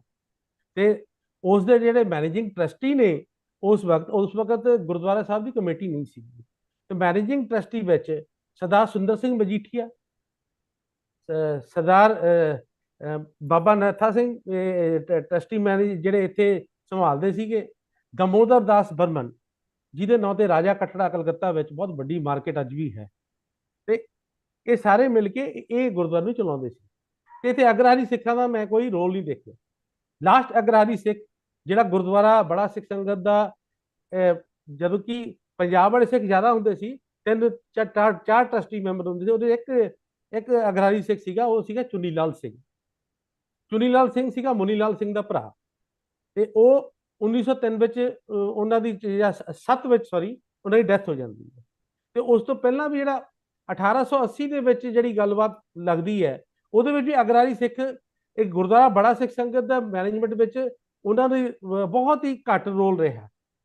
ਫਿਰ ਇਸੇ ਤਰੀਕੇ ਨਾਲ ਜੇ ਆਪਾਂ 1920-21 ਦੇ ਵਿੱਚ ਦੇਖਦੇ ਹਾਂ ਵੀ ਅਗਰਹਾਰੀ ਸਿੱਖਾਂ ਦੇ ਖਿਲਾਫ ਪੰਜਾਬੀ ਸਿੱਖਾਂ ਨੇ ਸ਼੍ਰੋਮਣੀ ਗੁਰਦੁਆਰਾ ਪ੍ਰਬੰਧਕ ਕਮੇਟੀ ਨੂੰ ਇੱਥੇ ਬੁਲਾਇਆ ਜਾਂ ਇੱਥੇ ਇੱਕ ਕਾਇਮੀ ਕੀਤੀ ਨਵੀਂ, ਉਹ ਵੀ ਇੱਕ ਜਿਹੜੀ ਆ ਮੈਂ ਸਭ ਤੋਂ ਮੇਰੀ ਵੀ ਡਿਫਰੈਂਸ ਹੈ, ਕਿਉਂਕਿ ਇੱਥੇ ਉਸ ਵਕਤ ਇਹ 2 ਧੜੇ ਸੀਗੇ, 2 ਧੜਿਆਂ ਵਿੱਚ ਹੀ ਲੋਕਲ ਸਿੱਖ ਵੀ ਸ਼ਾਮਲ ਸੀਗੇ ਤੇ ਪੰਜਾਬ ਵਾਲੇ ਸਿੱਖ ਵੀ ਸ਼ਾਮਲ ਸੀ। ਇੱਕ ਗੌਰਮੈਂਟ ਦੇ ਨਾਲ ਰਲ ਕੇ ਚੱਲਣ ਵਾਲੀ, ਇਹ ਗੌਰਮੈਂਟ ਦੇ ਵਿਰੋਧਤਾ ਕਰਨ ਵਾਲੀ, ਜਾਂ ਜੋ ਸਿੱਖੀ ਦਾ ਜੋ ਸਿੰਘ ਸਭਾ ਦਾ ਜੋ ਸੰਕਲਪ ਹੈ ਉਸ ਨੂੰ ਥੋੜਾ ਜਿਹਾ ਆਪਣੇ ਨਾਲ ਚਲਾਉਣ ਵਾਲੀ। ਤੇ ਮੈਂ ਤੁਹਾਨੂੰ ਇੱਕ ਬਹੁਤ ਇੰਪੋਰਟੈਂਟ ਗੱਲ ਦੱਸਣੀ ਚਾਹੁੰਦਾ, ਮੇਰੀ ਕਿਤਾਬ ਵਿੱਚ ਵੀ ਹੈ। ਸਰਦਾਰ ਪ੍ਰਾਣ ਸਿੰਘ ਇੱਕ ਬੰਗਾਲੀ ਸਿੱਖ ਸੀਗੇ, ਹੀ ਵਾਜ਼ ਇੰਡੀਜਨਸ ਸਿੱਖ। ਉਹ ਜਿਹੜੇ ਸ਼੍ਰੋਮਣੀ ਕਮੇਟੀ ਆਈ ਹੈ ਤਾਂ ਸਭ ਤੋਂ ਪਹਿਲਾਂ ਉਹਨਾਂ ਨੂੰ ਪ੍ਰਧਾਨ ਬਣਾਇਆ ਗਿਆ। ਉਹ ਸਭ ਤੋਂ ਜਦੋਂ ਅੰਮ੍ਰਿਤਸਰ ਵੀ ਗਏ ਆ ਜਿਹੜੇ ਸ਼੍ਰੋਮਣੀ ਕਮੇਟੀ ਨੂੰ ਰਿਕੁਐਸਟ ਕਰਨ ਲਈ, ਤੇ ਸਰਦਾਰ ਪ੍ਰਾਣ Singh went there along with his other member of Sikh societies। ਤੇ ਇਸ ਤਰੀਕੇ ਨਾਲ ਜਿਹੜਾ ਹਰ ਵਕਤ ਆਪਾਂ ਇੱਕ ਅਗਰਹਾਰੀ ਸਿੱਖਾਂ ਨੂੰ ਇੱਕ ਤਕਰੀਬਨ ਦੂਰ ਚਲੇ ਗਏ ਆ, ਉਹ ਕਾਰਨ ਹੋਰ ਵੀ ਹੈਗੇ ਆ। ਉਹ ਇਕੱਲਾ ਇੱਕ ਪੰਜਾਬੀ ਸਿੱਖ ਆਇਆ ਤੇ ਉਹਨੇ ਧੱਕ ਕੇ ਉਹ ਕੋਨੇ ਤੇ ਕਰਤਾ, ਉਹ ਗੱਲ ਵੀ ਜਦੋਂ ਮੈਂ ਹੁਣ ਵਾਲੀ ਰਿਸਰਚਾਂ ਜਿਹੜੀਆਂ ਮੇਰੀਆਂ ਉਹਦੇ ਵਿੱਚ ਮੈਨੂੰ ਮਹਿਸੂਸ ਨਹੀਂ ਹੋ ਰਿਹਾ ਬਈ ਇਹ ਗੱਲ ਹੈ ਇੰਨੀ ਜ਼ਿਆਦਾ ਇੱਕ ਲਾਈਨ ਹੈ ਜਿਹੜੀ ਆਪਾਂ ਡਰਾ ਕਰਨੀ ਚਾਹੁੰਦੇ ਹਾਂ। ਇਸੇ ਤਰੀਕੇ ਨਾਲ ਸਰ ਨੇ ਬਹੁਤ ਸੋਹਣਾ ਸਾਸਾਰਾਮ ਬਾਰੇ ਦੱਸਿਆ, ਤੇ ਆਪਣੇ ਕਠਿਆਰ ਦੇ ਜਿਹੜੇ ਪਿੰਡ ਹੈਗੇ ਨੇ ਉਹਨਾਂ ਬਾਰੇ ਵੀ ਕਾਫੀ ਕੁਛ ਇਹਨਾਂ ਨੇ ਸੋਹਣੀ ਗੱਲਾਂ ਕੀਤੀਆਂ। ਤੇ ਉਹਦੇ ਵਿੱਚ ਜਿਹੜੀ ਤਕਰੀਬਨ ਜਿਹੜੀ ਸਾਸਾਰਾਮ ਦੀ ਗੱਲ ਆਪਾਂ ਚਲਾਉਂਦੇ ਹਾਂ ਤਾਂ ਉੱਥੇ ਵੀ ਜਿਹੜੀ ਸਿੱਖੀ ਹੈ ਉਹਦੀ ਵੰਨ-ਸੁਵੰਨਤਾ ਮੈਂ ਦੇਖੀ ਹੈ। ਉਹ ਕਿਉਂਕਿ ਸਭ ਤੋਂ ਪੁਰਾਣੇ ਜਿਹੜੇ ਉਦਾਸੀ ਸਿੱਖਾਂ ਦਾ ਹੀ ਉਦਾਸੀ ਪ੍ਰਚਾਰਕਾਂ ਦਾ ਬਹੁਤ ਵੱਡਾ ਪ੍ਰਭਾਵ ਸੀਗਾ ਸਾਰੇ ਆਲ ਓਵਰ ਈਸਟਰਨ ਇੰਡੀਆ। ਤੇ ਉੱਥੇ ਜਿਹੜੀਆਂ ਵੀ ਜਿਹੜੇ ਅੰਗਰੇਜ਼ਾਂ ਦੇ ਅਰਲੀ ਰਿਕਾਰਡਸ ਹੈਗੇ ਆ ਉਹਦੇ ਵਿੱਚ ਪਲੇਸ ਆਫ ਵਰਸ਼ਿਪ ਨੂੰ ਸੰਗਤ ਕਿਹਾ ਉਹਨਾਂ ਨੇ, ਤੇ ਕਿਤੇ ਕੋਈ ਡੇਰਾ ਨਹੀਂ ਕਿਹਾ। ਜਿਹੜਾ ਪੰਜਾਬ ਵਿੱਚ ਆਪਾਂ ਡੇਰਾ ਪ੍ਰਚਲਿਤ ਸ਼ਬਦ ਹੈ, ਇਹ ਸੰਗਤ ਸ਼ਬਦ ਹੈ। ਸੰਗਤ ਸਿੱਖਾਂ ਵਿੱਚ ਬਹੁਤ ਜ਼ਿਆਦਾ ਇੱਜ਼ਤ ਨਾਲ ਲਿਆ ਜਾਣ ਵਾਲਾ ਸ਼ਬਦ ਹੈ। ਤੇ ਜਿਹੜੇ ਅੰਗਰੇਜ਼ਾਂ ਨੇ ਜਦੋਂ ਉਹ ਖੋਜ ਕੀਤੀ ਤਾਂ ਉੱਥੇ ਲਿਖਦੇ ਆ ਐਡਹਰੈਂਟ ਆਫ ਨਾਨਕ। ਉੱਥੇ ਕਿਤੇ ਵੀ ਉਹਨਾਂ ਨੇ ਕੋਈ ਉਦਾਸੀ ਵੀ ਨਹੀਂ ਕਿਹਾ, ਉਦਾਸੀ ਸ਼ਬਦ ਵੀ ਨਹੀਂ ਉਭਰਿਆ। ਉਦੋਂ ਨਾਨਕ ਸ਼ਾਹ ਦਾ ਜਿਹੜਾ ਹੈਗਾ ਸ਼ਬਦ ਵੀ ਜ਼ਿਆਦਾ ਵਰਤਿਆ ਗਿਆ। ਤੇ ਇਸ ਤਰੀਕੇ ਨਾਲ ਤੇ ਉਹ ਜਿਹੜੀ ਉਦਾਸੀਆਂ ਦਾ ਸੀਗਾ ਜਿਹੜਾ ਪਹਿਲਾ ਪ੍ਰਚਾਰ, ਉਹ ਖੈਰ ਇੱਕ ਮੇਰੀ ਹੋਰ ਵੀ ਜਿਹੜੇ ਕੰਮ ਆਉਣਗੇ ਉਹਦੇ ਵਿੱਚ ਕਰਾਂਗੇ, ਬਹੁਤ ਲੰਬੀ ਗੱਲ ਹੈ। ਤੇ ਉਸੇ ਤਰੀਕੇ ਨਾਲ ਨੈਕਸਟ ਜਿਹੜੇ ਪ੍ਰਚਾਰਕ ਸੀਗੇ ਨਿਰਮਲੇ, ਇਹ ਸਾਸਾਰਾਮ ਵਿੱਚ ਨਿਰਮਲੇ ਸਿੱਖਾਂ ਪ੍ਰਚਾਰਕਾਂ ਦਾ ਬਹੁਤ ਵੱਡਾ ਰੋਲ ਰਿਹਾ। ਉਹ ਪ੍ਰਚਾਰਕ ਪਹਿਲਾਂ ਸਾਸਾਰਾਮ ਆਉਂਦੇ ਸੀ ਹਰਿਦੁਆਰ ਤੋਂ ਸਾਸਾਰਾਮ ਆ ਕੇ ਫਿਰ ਉਹ ਕਲਕੱਤੇ ਰਹਿੰਦੇ ਸੀ। ਕਲਕੱਤੇ ਉਹ ਪ੍ਰਚਾਰਕ ਈਵਨ ਗਿਆਨੀ ਗਿਆਨ ਸਿੰਘ, ਉਹ ਉਦੋਂ ਜਦੋਂ ਉਹਨਾਂ ਨੇ ਖੋਜ ਕੀਤੀ ਹੈ ਜਿਹੜੀ ਸਿੱਖਾਂ ਨੂੰ ਇੱਕ ਨਵੀਂ ਦਿਸ਼ਾ ਦਿੱਤੀ ਹੈ ਖੋਜ ਦੀ, ਉਹ ਕਲਕੱਤੇ ਰਹਿ ਉਹ ਤਕਰੀਬਨ ਕਈ ਮਹੀਨੇ ਰਹੇ ਆ ਕਲਕੱਤੇ। ਉਹਨਾਂ ਨੇ ਆਪਦੀ ਜੀਵਨੀ 'ਚ ਦੱਸਿਆ। ਉਸੇ ਤਰੀਕੇ ਨਾਲ ਪੰਡਿਤ ਨਾਰਾਇਣ ਸਿੰਘ ਕਨਖਲ ਵਾਲੇ, ਉਹ 1880 ਦੇ ਆਸ-ਪਾਸ ਉਹ ਵੀ ਰਹੇ। ਤੇ ਉਹ ਸਾਰਿਆਂ ਦਾ ਗੜ ਸੀਗਾ ਗੁਰਦੁਆਰਾ ਛੋਟਾ ਸਿੱਖ ਸੰਗਤ, ਜਿਹੜਾ ਅਗਰਹਾਰੀ ਸਿੱਖਾਂ ਨੇ ਜਿਹੜਾ ਤਿਆਰ ਕੀਤਾ ਸੀ। ਉਹ ਜ਼ਿਆਦਾ ਨਿਰਮਲੇ ਸਿੱਖ ਉੱਥੇ ਰਹਿੰਦੇ ਸੀ। ਤੇ 1880 ਵਿੱਚ ਮੈਂ ਕੋਰਟ ਦੇ ਕਾਗਜ਼ ਜਦੋਂ ਫਰੋੜਨ ਲੱਗਿਆ, ਉਹ ਦੇਖਿਆ ਵੀ ਉਦੋਂ ਵੀ 2 ਡਿਵੀਜ਼ਨ ਹੈ। ਤੇ ਗੁਰਦੁਆਰਾ ਬੜਾ ਸਿੱਖ ਸੰਗਤ ਦੇ ਜਿਹੜੇ ਮੈਂਬਰਸ ਆ ਉਹ ਵੀ ਅਗਰਹਾਰੀ ਸਿੱਖ ਹੈ, ਪਰ ਉਹ ਉਹਨਾਂ ਨੂੰ ਕਹਿ ਰਹੇ ਆ ਬਈ ਇਹ ਸਾਡੇ ਨਾਲ ਥੋੜਾ ਜਿਹਾ ਮੇਲ ਨਹੀਂ ਖਾਂਦੇ, ਕਿਉਂਕਿ ਇਹ ਨਿਰਮਲਿਆਂ ਦੇ ਸਰਪ੍ਰਸਤੀ ਹੇਠ ਇਹਨਾਂ ਦਾ ਹੈਗਾ, ਇਹਨਾਂ ਦਾ ਥੋੜਾ ਜਿਹਾ ਵੇ ਆਫ ਜਿਹੜਾ ਆਪਣਾ ਧਾਰਮਿਕ ਜਿਹੜੀ ਰੀਤੀ ਰਿਵਾਜ ਆ ਸਾਡੇ ਨਾਲੋਂ ਥੋੜਾ ਜਿਹਾ ਫਰਕ ਹੈ। ਇਹ ਕੋਰਟ ਦੇ ਰਿਕਾਰਡ ਕਹਿੰਦੇ ਆ। ਇਹ ਜਦੋਂ ਬੜੇ ਬਾਜ਼ਾਰ ਵਿੱਚ ਵੀ ਉਹੀ ਅਗਰਾਰੀ ਸਿੱਖ ਸੀਗੇ ਤੇ ਗੁਰਦੁਆਰਾ ਛੋਟਾ ਸਿੱਖ ਸੰਗਤ ਵਿੱਚ, ਤੇ ਗੁਰਦੁਆਰਾ ਛੋਟਾ ਸਿੱਖ ਸੰਗਤ ਇਹ 1880 ਵਿੱਚ ਨਹੀਂ ਕਾਇਮ ਹੋਇਆ, ਇਹ ਉਸ ਤੋਂ ਕਾਫੀ ਪਹਿਲਾਂ ਦਾ ਗੁਰਦੁਆਰਾ। ਮੇਰੇ ਕੋਲੇ 1857-56 ਦੇ ਸਟਰੀਟ ਰਿਕਾਰਡਸ ਹੈਗੇ ਆ, ਉੱਥੇ ਵੀ ਇਹ ਗੁਰਦੁਆਰਾ ਛੋਟਾ ਸਿੱਖ ਸੰਗਤ ਦਾ ਜ਼ਿਕਰ, ਐਡਰੈਸ ਥੋੜਾ ਜਿਹਾ ਬਦਲਿਆ, ਉਦੋਂ 97 ਸੀ, ਫਿਰ ਬਾਅਦ ਸ਼ਾਇਦ 112 ਬਣਿਆ, ਤੇ ਪਰ ਇਹ ਲਿਖਿਆ ਹੋਇਆ ਸਿੱਖ ਦੀਗੇਰ ਠਾਕੁਰਬਾੜੀ, ਸਿੱਖਾਂ ਦਾ ਠਾਕੁਰਬਾੜੀ, ਸਿੱਖਾਂ ਦਾ ਗੁਰਦੁਆਰਾ ਜਿਹਨੂੰ ਆਪਾਂ ਕਹਿੰਦੇ ਹਾਂ। ਤੇ ਇਸ ਤਰੀਕੇ ਨਾਲ ਜਿਹੜੇ ਬਹੁਤ ਗੱਲਾਂ ਜਿਹੜੀਆਂ ਇਹ ਹਰ ਦਿਨ ਜਦੋਂ ਖੋਜ ਕਰਦੇ ਆ, ਮੈਂ ਜਿਵੇਂ ਪਹਿਲਾਂ ਸਰ ਤੋਂ ਸਿੱਖਿਆ, ਫਿਰ ਆਪ ਜਦੋਂ ਤੁਰਨ ਲੱਗਿਆ ਇਹਨਾਂ ਨੇ ਮੈਨੂੰ ਰਾਹ ਪਾਇਆ। ਇਹਨਾਂ ਨਾਲ ਜਿਹੜਾ ਮੇਰਾ ਰਿਸ਼ਤਾ ਹੈ ਇਹ ਮੇਰੇ ਲਈ ਰਾਮਾਨੰਦ ਹੈ, ਤੇ ਮੈਂ ਕਬੀਰ ਦਾ ਕਣਕਾ ਵੀ ਨਹੀਂ, ਤੇ ਮੈਨੂੰ ਸਿਖਾਇਆ ਇਹਨਾਂ ਨੇ, ਤੇ ਮੈਂ ਬਹੁਤ ਹੰਬਲੀ ਇਹਨਾਂ ਨੂੰ ਬਹੁਤ ਇੱਜ਼ਤ ਕਰਦਾ, ਤੇ ਹਮੇਸ਼ਾ ਇਹ ਮੇਰੇ ਦਿਲ ਦੇ ਵਿੱਚ ਇਹਨਾਂ ਦਾ ਅਹਿਮ ਸਥਾਨ ਹੈ। ਤੇ ਹੁਣ ਮੈਂ ਭੈਣ ਆਪਣੀ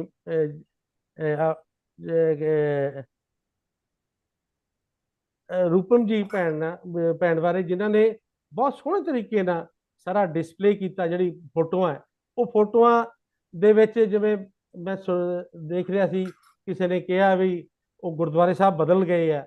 ਹਾਂਜੀ, ਉਹ ਇਹ ਕਿਉਂਕਿ ਕਿਤਾਬ ਜਿਹੜੀ ਆ 2017-18 ਚ ਦਿੱਤੀ ਹੈ, ਉਸ ਵਿੱਚ ਕਾਰ ਸੇਵਾ ਵੀ ਹੋਈ ਹੈ ਤੇ ਗੁਰਦੁਆਰਾ ਸਾਹਿਬ ਦੇ ਚੇਂਜਸ ਵੀ ਹੋਏ ਆ।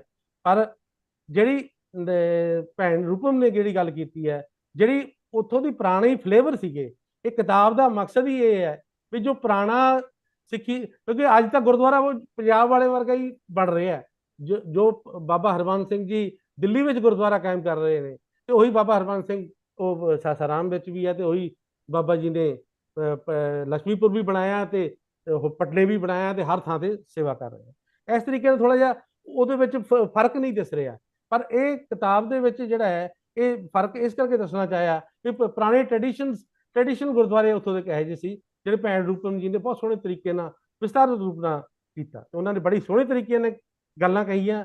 ਉਹਨਾਂ ਦਾ ਵੀ ਮੈਂ ਧੰਨਵਾਦ ਕਰਦਾ।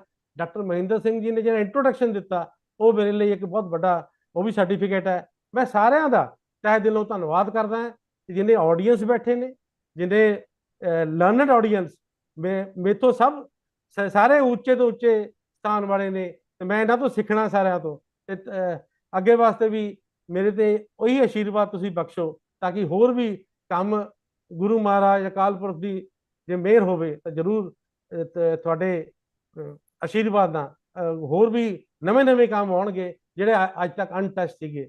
ਵਾਹਿਗੁਰੂ ਜੀ ਕਾ ਖਾਲਸਾ, ਵਾਹਿਗੁਰੂ। ਬਹੁਤ ਬਹੁਤ ਧੰਨਵਾਦ। ਜੇ ਮੈਨੂੰ ਆਗੇ ਹੋਏ, ਇੱਕ ਮੈਂ ਗੱਲ ਬੜੀ ਸੀ ਲੱਗੀ, ਰੂਪਮ ਨੇ ਜਦੋਂ ਕਿਹਾ ਕਿ ਪੰਜਾਬ ਸਾਡਾ ਪੇਕਾ ਘਰ ਹੈ। ਪੇਕਾ ਘਰ ਜਿਹੜਾ ਨਾ ਉਹਨੂੰ little more Liberal and tolerant ਹੁੰਦਾ, ਕਈ ਵਾਰੀ ਭੈੜਾ ਜਵਾਈ ਮਿਲ ਜਾਂਦਾ ਤਦ ਵੀ ਪੇਕਾ ਘਰ ਉਹਨੂੰ ਛੱਡਦਾ ਨਹੀਂ, ਸਿਮਤੀ ਉਹਦੀ ਬੇਟੀ ਨਾਲ ਰਹਿੰਦੀ ਹੈ, ਠੀਕ ਹੈ ਨੀ। ਤੇ ਪੰਜਾਬ ਪੇਕਾ ਘਰ ਹੈ, ਪਰ ਸਾਡਾ ਜਿਹੜਾ ਪੰਜਾਬ ਹੈ ਜਾਤੀ ਕਰ ਰਿਹਾ। ਜਾਤੀ ਕੀ ਕਰ ਰਿਹਾ? ਵਿਆਹੀ ਕੁੜੀ ਦੇ ਘਰ ਆਪਣੇ ਰੂਲ ਇੰਪੋਜ਼ ਕਰਦਾ। ਪਟਨਾ ਸਾਹਿਬ, ਹਜ਼ੂਰ ਸਾਹਿਬ, ਉਹਨਾਂ ਦੀ ਮਰਿਆਦਾ ਵੱਖਰੀ ਹੈ, 2 ਗ੍ਰੰਥ ਨੇ ਉੱਥੇ, ਠੀਕ ਹੈ ਜੀ। ਮੈਂ ਦੋਨਾਂ ਥਾਵਾਂ ਤੇ ਗਿਆ। I think Himadri, you follow some Punjabi? No, yes, fine. ਜੋ ਚਾਅ ਨਾਲ ਇਹਨਾਂ ਨੇ ਗੁਰੂ ਗੋਬਿੰਦ ਸਿੰਘ ਦਾ ਜਨਮ ਦਿਨ ਮਨਾਇਆ, ਮੇਰੇ ਦੋਸਤ बैठे ने, सरबजीत, हमारे गुरु का बिहारी पुत का, गुरु गोबिंद सिंह, सिखा का नहीं, बिहारी पुत का जन्मदिन है। ਇਹਨੂੰ ਬੜਾ ਮੈਂ ਤਰੀਕੇ ਨਾਲ ਕਾਕਾ ਜਾ ਰਹੇ ਬੜਾ ਭੀੜ ਹੋਏਗੀ, ਮੇਰੇ ਕੰਟੈਕਟ ਤੇ ਕਹਿੰਦਾ ਸਰ ਕੰਟੈਕਟ ਦੀ ਲੋੜ ਨਹੀਂ ਪਈ, 6 ਬੰਦੇ ਕਹਿੰਦੇ ਸਾਡੇ ਘਰ ਰਹੋ, ਇੰਨਾ ਵਧੀਆ ਬ੍ਰੇਕਫਾਸਟ ਖਾਂਦੇ ਨੇ, ਕਿਉਂ? ਬਿਹਾਰੀ ਪੁੱਤ ਦਾ ਜਨਮ ਹੋ ਰਿਹਾ। ਹੁਣ ਇੱਥੇ ਅਸੀਂ ਇੰਪੋਜ਼ ਕਰੀਏ ਕਿ ਸ਼੍ਰੋਮਣੀ ਕਮੇਟੀ ਦਾ ਰਾਜ ਜਿਹੜਾ ਕਿ ਬਿਹਾਰੀ ਪੁੱਤ ਕਿਵੇਂ ਪਾਏ ਕੱਪੜੇ? ਨੋ, they have a right to live the way they want। ਕੁੜੀ ਵਿਆਹ ਗਈ, ਚੰਗੀ ਕਰ ਪਏਗੀ, ਖੁਸ਼ ਹੈ ਠੀਕ ਹੈ, ਨਹੀਂ ਖੁਸ਼ ਤਾਂ ਵੀ ਠੀਕ ਹੈ, ਪਰ ਪੇਰੈਂਟਸ ਨੂੰ ਉਹਦੇ 'ਚ ਨਾ ਬਿਗ ਬ੍ਰਦਰ ਦਾ ਰੋਲ ਪਲੇ ਕਰਦੇ ਹਾਂ ਅਸੀਂ। ਨਾ ਮਰਿਆਦਾ ਕੀ ਹੈਗੀ ਨਾ। ਇੱਕ ਤੇ 2 ਮਿੰਟ ਮੈਂ ਡਾਕਟਰ ਸਰਜਿੰਦਰਬੀਰ ਸਿੰਘ ਜੀ ਮੈਨੂੰ ਆਗਿਆ ਦੇਣ। ਆਗਿਆ ਜੀ। Yes, please. ਬਾਰ-ਬਾਰ ਆਂਦਾ ਸਿੱਖ ਕੌਣ ਹੈ, ਸਿੱਖਾਂ ਦੀ ਡੈਫੀਨੇਸ਼ਨ। ਮੇਰੀ ਵੋਕੈਬਲਰੀ ਬੜੀ ਮਾੜੀ ਹੈ, ਘੱਟ ਹੈ, ਮੈਂ ਲਿਖਿਆ ਹੁਣੇ। ਸਿੱਖਾਂ ਦੇ 3 ਡੈਫੀਨੇਸ਼ਨ ਹੋ ਸਕਦੀਆਂ। ਇੱਕ ਤੇ 1925 ਚ ਐਕਟ ਪਾਸ ਹੋਇਆ Sikh Gurdwara and shrines bill. I did my PhD on Akali movement. ਉਹ ਕਹਿੰਦੇ Sikh is one who believes in 10 gurus in Guru Granth Sahib and has no other faith. Now what about Bhai Mardana? I think he was the best Sikh. He believed only in one guru. ਕੀ ਕਰੋਗੇ ਜੀ? ਮਰਦਾਨਾ ਦੇ time ਤੇ ਬਾਕੀ 9 ਗੁਰੂ ਹੈ ਨਹੀਂ ਸੀ ਨਾ, ਤਾਂ ਮਰਦਾਨਾ ਸਿੱਖ ਹੋਏਗਾ ਕਿ ਨਹੀਂ ਹੋਏਗਾ? ਮੈਨੂੰ ਲੱਗਦਾ ਬੈਸਟ ਸਿੱਖ ਤੇ ਮਰਦਾਨਾ ਸੀਗਾ ਕਿ ਨਹੀਂ, ਜਿਹੜਾ ਸਾਰੀ ਉਮਰ ਆਪਣਾ ਘਰ-ਬਾਰ ਛੱਡ ਕੇ ਬਾਬੇ ਨਾਲ ਤੁਰਦਾ ਪਿਆ। ਦੂਜੀ ਮੈਨੂੰ ਲੱਗਦਾ ਬਹੁਤ ਵੱਡੀ ਸਿੱਖ ਜਿਹੜੀ ਸੀ, ਉਹਨਾਂ ਦੀ ਭੈਣ ਸੀ ਬੇਬੇ ਨਾਨਕੀ। ਕਹਿਣ ਦੀ ਗੱਲ ਹੈ, ਬੜਾ ਔਖਾ ਹੈ ਜਦੋਂ ਘਰ ਵਾਲਾ ਭੱਜ ਜਾਏ ਨਾ ਕਿਤੇ ਆਪਣੇ, ਤੇ ਪਿੱਛੇ ਉਹਦੀ ਭੈਣ ਨੇ ਸੰਭਾਲਿਆ ਸਾਰਾ ਕੁਝ। ਝਗੜੇ ਵੀ ਹੋਏ ਹੋਣੇ ਨਾ। ਉਹਦਾ ਪਿਓ ਆਇਆ ਹੋਣਾ ਮਾਤਾ ਜੀ ਦਾ ਕਿ ਕੀ ਕਹਿੰਦਾ ਕਿੱਥੇ ਵਿਆਹ ਹੋਇਆ ਤੇਰਾ ਬਈ? ਉਹ ਭਾਈ ਘਰ ਹੀ ਨਹੀਂ ਆਉਂਦਾ ਵਾਪਸ, ਜਗ ਸੁਧਾਰ ਤੇ ਲੱਗਿਆ ਹੋਇਆ। ਤੇ ਬੇਬੇ ਨਾਨਕੀ ਨੂੰ ਕਿਵੇਂ ਧੰਨਵਾਦ ਕਰ ਸਕਦੇ? ਕੋਈ ਵਰਡਸ ਨਹੀਂ ਹੈਗੇ ਨੇ। ਉਹ ਸਿੱਖ ਹੈ ਕਿ ਨਹੀਂ? ਤੀਜਾ ਮੈਂ ਜ਼ਿਕਰ ਭਾਈ ਹਰਬੰਸ ਲਾਲ ਹੈ, ਇੱਕ ਬੰਦਾ ਅਮਰੀਕਾ ਵਿੱਚ। He was president of Sikh students federation.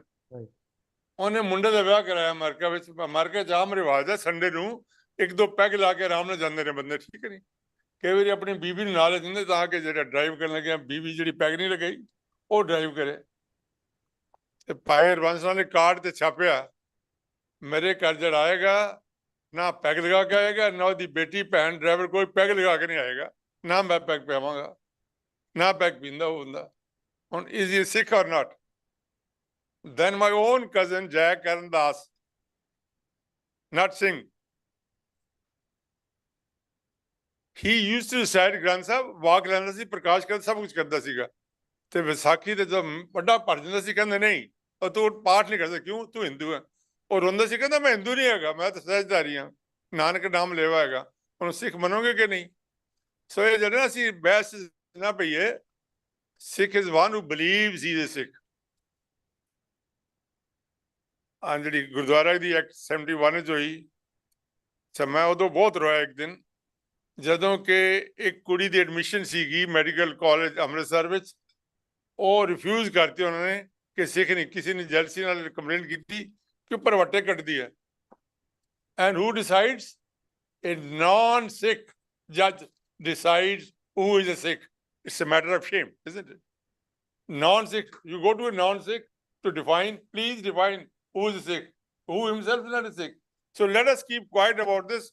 Let these boundaries not be made clear. Otherwise, we'll be going the way Christians have gone, Catholic, Protestant, Muslims have gone. All. Shia Sunni. So let us remain Sikhs of Guru Nanak, whatever it is, are not disown the people who are living in far-flung areas. And I personally felt very bad when I went to Hazur Sahib, these Dakhini Sikhs, who have little, I think, I don't know what word should I use, little contemptuous attitude. Who the Goras, Khande Pinde Punjabi Sikh, ਉਹਨਾਂ ਨੂੰ ਥੋੜੇ ਕਾਲੇ ਨੂੰ ਚੰਗੇ ਸਿੱਖ ਨਹੀਂ ਸਮਝੇ। Am I right? ਤੋ ਇਹ ਮੈਨੂੰ ਬੜੀ ਝਗੜਾ ਹੁੰਦਾ। ਇੱਥੇ ਅੱਗੇ ਹੈਦਰਾਬਾਦ ਅੱਗੇ ਸਿੱਖਾਂ ਦੀ colony. I was a member of the commission. So there was a dinner in this, what do you call, other Banjara. So I told my chairman, I have a dinner with some other family. Who was the family? The poor Dakhini Sikhs, Singhadi colony which. They are so devout in their faith, more than me. So who am I to define who they are? So my friends, those who are controlling an authority, let us become liberal and let us tolerate them what they are. Now with these requests, our requests are Senior Vice President Sir Jadavpur Singh to say a few words and also thank the audience as he is the main host. Sir Jadavpur Singh ji. Thank you, Dr. Saab. At the outset, I express my deep gratitude to Dr. Minder Singh ji, Dr. Neena Puri ji, for offering this platform for a very significant seminar on a very important subject. I would also say that, in a sense, Professor Himadri Banerjee, he is one of the pioneers in historical research of Sikhs in East and particularly Northeast. I also compliment Sardar Jagmohan Singh Gill for his seminal work on exploring the history Sikh roots in Eastern India. This seminar has been extremely educative for most of us. And I also compliment Dr. Roopam Jasmeet Kaur for her beautiful and very comprehensive elucidation and exposition of the major themes developed in the book of Sardar Jagmohan Singh Gill. In fact, if we look at the themes which have been developed by Sardar Gill, this is a multifactorial approach to historical study of Sikhs outside Punjab. This approach has included language, identity, their struggles, ambitions, aspirations over the decades, and also their yearning to integrate with the mainstream. I think their works are the highest tribute to the Sikh roots. They have expanded the scope of Sikh history, that it is not only the land of Maharaja Ranjit Singh, where the Sikhs have prospered and which is the center of Sikhism, but as Professor Himadri's South book title is Beyond Punjab and the Other Sikh, there are a very sizable number of Sikhs outside Punjab.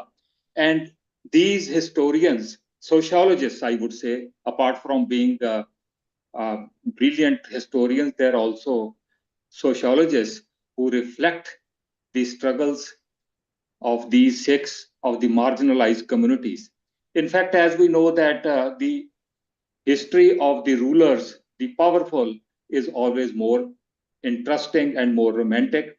But to write about the history of the marginalized in the faraway locations, settlements, because of the historical evolution of Sikhism, because of the travels of Guru Nanak Dev Ji in East, Guru Tegh Bahadur Ji, and then except one of the Panj Pyaras, all others were from outside Punjab, including Jagannath and Puri. Then out of 5 takhts, 2 takhts are outside Punjab. And these are the brilliant scholars. I salute them for bringing and articulating, reflecting the lives of those communities who are part of the mainstream and the way they have been struggling for establishing their identities, for eking out their economic livelihoods in spite of daunting challenges in those locations. So I bow my head to both the historians, both the writers, for doing this seminal work for the community, and they have paid the highest tribute to the Sikh gurus. And with these words, once again, I hope that they will continue to develop these themes. And this is, in fact, labor of love, because this is a very challenging job which they have undertaken.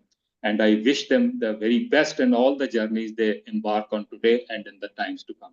Once again, I thank the Sadan and all the audience, the panelists, the writers, and especially Dr. Neena Puri ji, Dr. Minder Singh ji for organizing this seminar. With these words, I express my gratitude to all the audience for their time. Thank you.